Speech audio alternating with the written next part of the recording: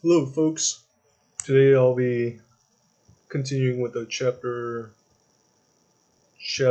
I think 13.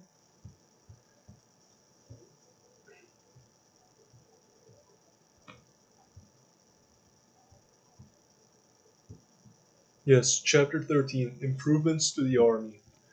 And I've left it off at the point in which Thomas was leading his men to go get some food. So let's begin. Thomas pointed at a place. Let's just go there. They're all the same, but that one has the least customers.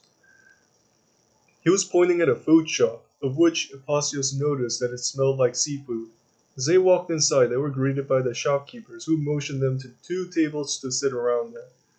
Okay, let's sit six at each table, Thomas said, and he immediately sat on one of the chairs. The following soldiers sat with him, and the last six people looked for another table to sit at. Lucio sat on the far corner of another table. Immediately afterwards, Magnus sat across from Lucio. Hey Lucio, how's it been? Long time no see. Lucio frowned and leaned back. Hi, Magnus. Not much. You? I've been bored, Magnus said.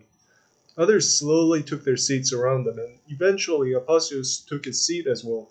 Between him and Lucio sat Vincent, and across from Apasios sat Seth. And next to Seth sat Officer Kai, so it was four crossbowmen and two gunners sitting at one, and the rest of the group members of Thomas sitting on the other table. The servers soon placed more cups of water and wine for them to drink. Have you been here before, Seth? Pasio said. Oh, of course. Seth looked around and sighed. Been here for so many times that I lost track of counting. How about other shops around here? Pasios looked at the entrance. Oh, don't bother asking, Seth chuckled. All of them are eating at my house because I've eaten there so many times that I know everything they sell and how they taste. This island is like our home, Apasios. Isn't that right, Vincent? Vincent sighed for a while. Then he started speaking. Yeah, these places are like mother's food. You just get accustomed to it so much. He noticed one of the shopkeepers walking towards him, so he raised his hand. Hello, Dina. We would like to order. Then Seth and Officer Kai started to order the food. However, Pasios couldn't really hear what he was saying because he didn't have much interest in taking control of what food he's going to eat, so he just went with the flow and remained silent. Lucio was sitting next to Vincent, and Apasios could hear that he had been talking with Magnus for quite a while now. Or more like Magnus doing all the talking, for Lucio was simply looking down at the table, and Magnus was talking at him and constantly staring at him hard as he was talking. Awkward, Pasios thought. But he was glad to see that Officer Kai suddenly joined their conversation, probably hoping to fix such awkwardness. Their conversation sounded like a murmur to him, and he couldn't hear very well due to how loud the place was around them, since, after ordering food, Seth and Vincent were talking to each other too. On the other table, Thomas seemed to have started his drink with Ephraim, Undell, and Edmund, while Gibson and Gilroy were listening to what they were talking about. Hey Seth, you know that Thomas spoke about rebuilding that watchtower on this island's shore? Does he mean that for real? Pasius folded his arms. Do we really have a watchtower? Seth placed his arms on the table. Yeah, of course. Didn't you see it when you were sailing towards the harbor? Either Adam or Helios would have told you about it. Pasius shook his head. No, I don't recall talking with them about it. Jeez, did you even talk to them? Seth said. Yes, I did. Many things. I even helped Adam make our lunch. Pasius placed his hands on the table. Seth folded his arms over his chest. Well, based on how cooperative they were with you when you came here, I would say that they liked you very much. He thought for a while. They never really advocate for recruits just as how they did with you. Also, they don't ever lay their hands on Lord Pericles to stop him from doing something. Lastly, Adam's lunch is really good, especially if you eat that on the ship. Pasio stared at Seth blankly. Seth, you didn't really answer my question. Seth stomped on the table once. Hold on! I still have yet to say more about Adam and Helios. Did you know that your journey on Adam's ship was part of the test? Seth smirked as Aposios shook his head. Yeah, thought so. Of course you didn't know that. He asks for your documents and asks you various questions, but you don't realize it's a test due to how smooth he is with words. Helios, too, he's good at it, and that's why they're buddies. Anyways, he sighed. If they don't have good feelings about you, they would just stand behind you when you first arrived here. Lucy was like that, so they just simply stood behind. If it wasn't for Ephraim, he wouldn't have gotten hired. Okay, I get you. So, does the watchtower really exist? Pasios raised his eyebrows. Yeah, it's a stone watchtower which is on the western tip of the peninsula of this island. It had crumbled much, and maybe that's why they even bothered to tell you about it. Interesting, though, about how Thomas thought much about rebuilding that garbage. Seth shook his head. Vincent chuckled for a long while. So when Seth and Apostle started looking at him funny, he stopped. Hey Seth, you seem very excited right now. It's good to see this version of you, because you've been quite gloomy lately. Seth grimaced. Oh, shut it. It's because that meeting took away my chance to talk. Oh, yeah, I agree. I was wondering when that meeting would end, Vincent said. Then they spent some time drinking some wine and water which had been placed earlier. Pasios looked at Vincent. Hey, Vincent, how was it when you first came here? Oh, it was great. I actually came with three others, and they are sitting here at this moment. Magnus, Gibson, and Gilroy are three other guys who are my friends in Constantinopolis military. Vincent paused and rubbed his chin to think. It's thanks to Magnus that we're all here. He was hired by Lord Pericles himself, and the Lord asked him if he wants anyone to come with him. So he suggested that one of us go. But the Lord asked if he has more, so he suggested two, then three. With that, they agreed, and Magnus invited us to come along on this journey full of wealth and prestige. He stomped on the table once with his fist. Boy, he was so right, and I'm happy where I am at this moment. That is so cool. I never knew Lord Pericles hired people in droves, Apostle said. Then Dina came with a plate full of food to serve the soldiers. She continued the process until every order had been served. Pasios noticed that other woman was serving at Ephraim's table. We older brothers will pay for you, Apasios and Lucio, so dig in. Officer Kai spoke when all the plates were set in front of them. Therefore, Apasios thanked them and proceeded to eat when others started eating. Vincent tapped on the table to gain Seth's attention. Hey, Seth, don't you wonder why the melee soldiers are still there in Constantinopolis with Lord Pericles? Seth munched on a roasted fish. I don't know. Probably he has tasks for them. I don't understand. Vincent folded his arms over his chest. I don't think they need to be there over there for 5 days. Recruiting isn't really done by that many soldiers. Seth shoved a small piece of bread into his mouth. It could be that Lord Pericles just has too much on him to do, so that he needs them to do the recruiting. He stopped talking to finish eating the bread. Anyways, the captains and officers know what's best for their own groups. Then, that leaves the executives, Lord Pericles, and other staff members to do what's really needed for this organization. Also, don't fret so much. Even if they're not doing anything, they deserve to have that time of rest. Vincent stared at Seth. What makes them deserve the time of rest? Come on, Vincent. Seth glared at Vincent. I thought we talked about this. Every time we have a major battle, they take on the hardest hits and go through the toughest of all the defenses. Just look at it. None of us archers, crossbowmen, and gunners died, while those melee soldiers died or received heavy injuries. Some of them have broken arms and legs. He paused for a while. Even our ship fight was nothing compared to their main street push to the town square. Therefore, Commander Cairo's group is taking those injured guys out to get some food and relax. Seth showed signs of frustration. Throughout Seth's tirade, Vincent had his mouth open slightly in shock. Oh, I never thought about it like that. Thanks, Seth. It helps me a lot in understanding.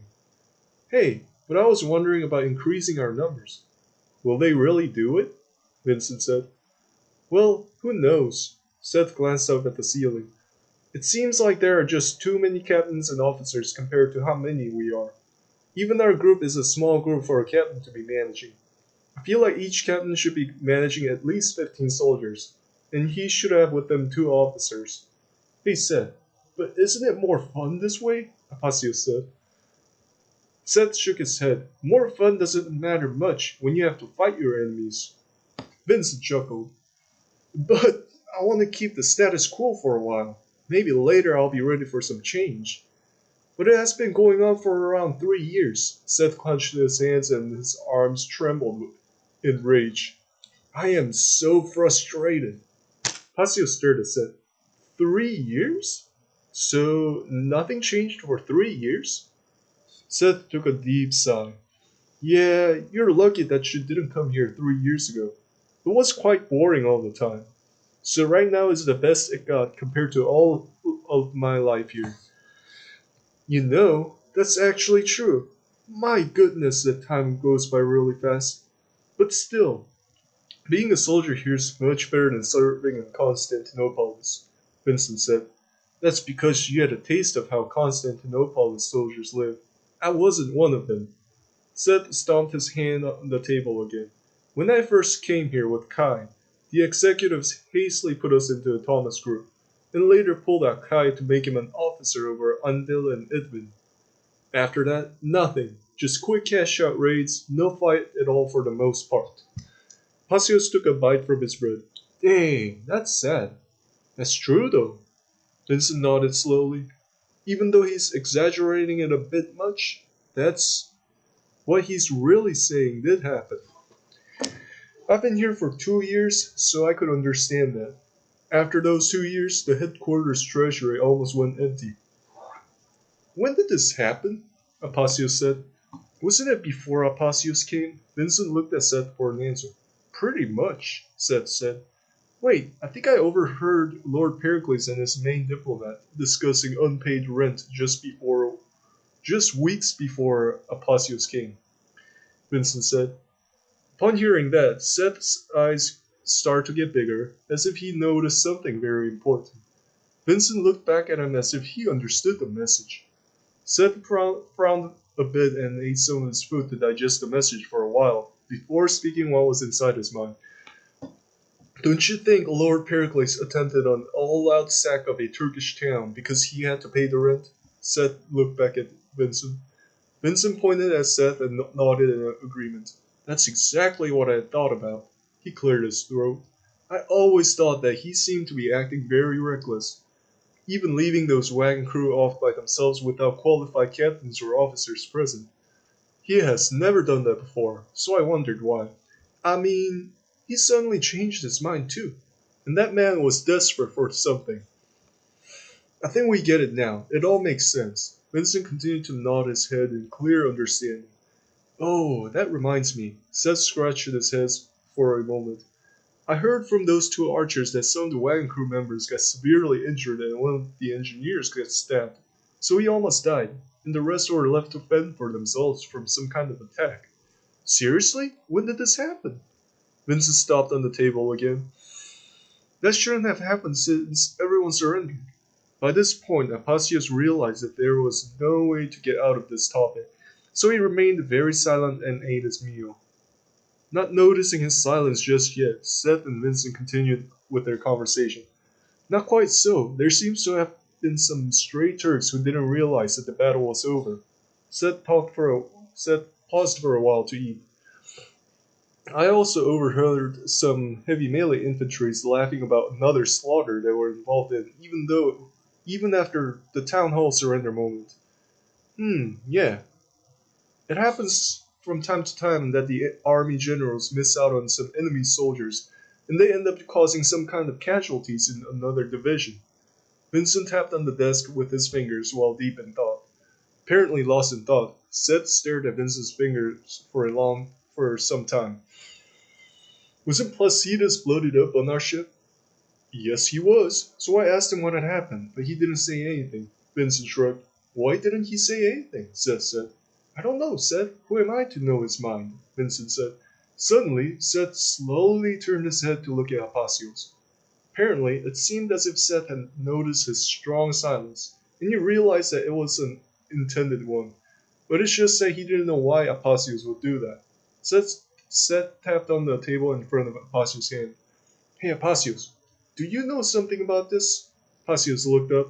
He noticed that Seth wouldn't give up in finding out the truth. But he wasn't going to give in without a fight. Apacios sighed. Well, I don't know. Seth looked at Apacios for a while. He surely felt challenged by Apacios' strong will to remain silent, and such challenge made him press more for truth. Seth cocked his head to think. Hey, didn't you say that you were raiding with Ephraim? He put his hand on his chin. That means you've surely visited the wagons at some point of the time, right? Apacios thought for a while, being careful to choose what to respond. Yeah, we did visit wagons, Apacios said. Vincent tapped on Apacios' right shoulder. Please, don't make things hard on us, Apacios. I want to know about this too, not just Seth. He leaned close to Apacios to give more pressure. So, if you have any leads about what happened at the wagons, tell us. Apacios felt his surroundings to notice if anyone else was trying to overhear them. Thankfully, they were all into their own small groups talking, even three others at his own table. However, he still felt unsure. With a defiant look, Apacios stared at Seth and Vincent. I just can't say it here. I'll tell you guys later. Seth and Vincent looked at him carefully. Vincent was about to say something, but Seth raised his hand for him to stop. Seth stared at Apacios for a while longer. Okay, we'll talk when we are done eating. How does that sound? Sure, Apacios said.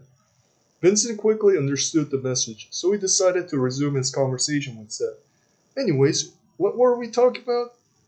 I was going to say that this island is unsustainable without raiding missions every here and then, Seth said. Okay, so I wonder how much Lord Pericles collects by taxing people who are living on this island. Also, does he tax people on other islands? This isn't the only one under his authority, Vincent said. However, the talk died down and they paused for a short moment to eat and calm down their curiosity. Now I understand why Captain Thomas was suggesting bringing more people on the islands here. He obviously knew something that we didn't, Vincent said. Yeah, he claimed that he wants to see more fishermen here, and then farmers and miners, Seth said. Miners. Oh, how about the Halki Island? Vincent drank his wine for a while. I am pretty sure that it still has a copper mine which is operational. I think so. Never heard of it though. I'm thinking that Lord Pericles has been sluggish in improving his feat. Seth fiddled with his grapes on the plate. He always seems as if he's really busy. I doubt that's the case, Vincent said. Passios cleared his throat. Isn't that because he focused a lot of his energy in getting us better armor and weapons? Suddenly, Seth cocked his head backwards as if he understood something, and he slowly nodded at Passios. Oh, yeah, you could be right. Honestly, all those things in the armor didn't appear out of thin air, Seth said. Vincent clapped his hands once. I knew something was up. So I agree with you, Apacios. You may be darn right about this whole mess. Lord Pericles never shares that kind of information, so it's always a guess and play from us. He probably drained the treasury getting all that stuff, Seth grimaced. You know they had earned lots of money from their early years here? He then looked at Vincent. Vincent looked back at Seth. Probably, before we were around. I'm guessing that folks like Captain Thomas and Officer Ephraim went through some terror. Or else, Lord Pericles wouldn't have hired so many people like he did back then. I'm afraid that they lived through some shocks here and there, Seth said. Passios could assume that what they meant by some shocks. It could be so that they may not know them fully, but as to how fun the dinner was going, he decided not to share with them what Lord Pericles had previously told him. Therefore, he attempted to shift the topic of conversation to something else when the talk slowed down again. Were you guys physically fit when you first came here? Apacios said. Seth laughed. Well, yeah, I kind of was, Vincent said. How were the physical standards back then? Apacios looked at them one by one. Seth stretched his arms and had a look of confidence. You know, Apacios, it really doesn't. depend on how fit you are. They just got to like you, that's it. I also had medical experience. That's why they recruited me. And I just got lucky due to the recruiting frenzy, Vincent chuckled. Okay then, I guess I'm the luckiest, since I made it here when they weren't even recruiting. Just like a thief in the night, I came and settled here super fast, Apasio said. Ha ha ha, you're so right. You sure will be happy about yourself, huh? Vincent said. Apasios placed his hands on the table. Of course. I'm having so much fun here. I don't know why you guys are grumpy about this place. Well, we were grumpy, but now we're not because it's starting to get much better. Me too. It seems like Lord Pericles was looking a lot better that day when we were selling those kids, Vincent said. That was pretty much how the talk went for dinner.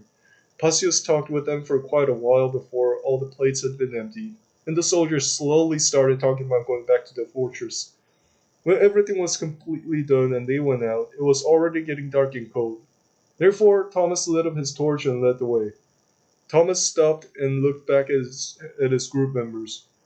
I brought this just in case we talked for a long time, and I was right. When we get back to the fortress, let's just wash up and sleep, because we need to get ready to do our tasks starting tomorrow morning. Others agreed and they resumed walking. On the other hand, Seth had intentionally separated Vincent and Apasios from the large group and walked some ways behind. Seth tapped on Apasios' shoulder. Now, tell us what had happened. Apasios sighed because he had no other choice. Therefore, he told Seth and Vincent regarding what had happened at the wagons in full detail. Wait, so it was just you, Thomas, Ephraim, the engineers, and two other melee guys against what? More than 30 Turks? Seth suddenly stopped walking. Pasio slowly nodded. Vincent stopped and approached Seth. Seth, do we even train our engineers to fight? Well, we do, but not much. Anyways, Apasios, are you okay? Seth sounded really worried. I'm fine. Ephraim made us wear another shield on our backs, so I have no injuries. Apasios tapped his back. Dude, if it happened to any other soldier, I would have just told him good job, but you're a fresh recruit. A very fresh recruit who had hardly lived here. Seth resumed walking. Say what? You had to deal with many issues, including adapting and training in a new place, not to mention being shoved to work as a Cyphonator crew. Also, we didn't even get you well involved in the beginning because we were just too busy and tired while preparing for raid. And the sailing days were just so boring with nobody talking much, so loneliness combined. And on top of all that, you had to go through not just one, but two, three, four, at least four terrible fights. The wagon one being the worst one. He couldn't say anything else. They walked in silence for a while. Suddenly, Vincent tapped on Apasios' back. Well, kudos to you, Apasios. You've really earned my respect. I mean, our respect. Surely all of Lord Pericles' soldiers respect since you have survived all that. And anyone who hears that will give you a good cheer, just as how the melee infantry thanked you when he saw you coming to help. Seth tapped on Apasios' shoulder. Why didn't you tell me about this soon? You didn't do anything wrong. But it's rather exactly the opposite, since not only you've done your job as a soldier, but also you've helped in saving many other soldiers' lives. Especially the engineers, since they surely can't last long in hand-to-hand combat without anyone guarding them. Even though Thomas is an excellent guard, he can't protect everyone at once. He sneezed a couple times. Also, the flesh wounds on the torsos are quite serious and must be treated as soon as possible, and you were there at the right time with the medicine bag. Well, I didn't think it was that great of a thing. I didn't do anything much. Pasio sneezed too. It was actually Ephraim who led us there so fast in the first place. Sure you did. You did great. Pasios patted no, Seth patted Apasio's head. Then they caught up with their group and arrived at the fortress to wash up and sleep. Oh man, that was a long haul. Okay, so that was the end of chapter 13, and the next one will be the chapter 14, which is called the Managing the Island, but I'm gonna have to end it here because I gotta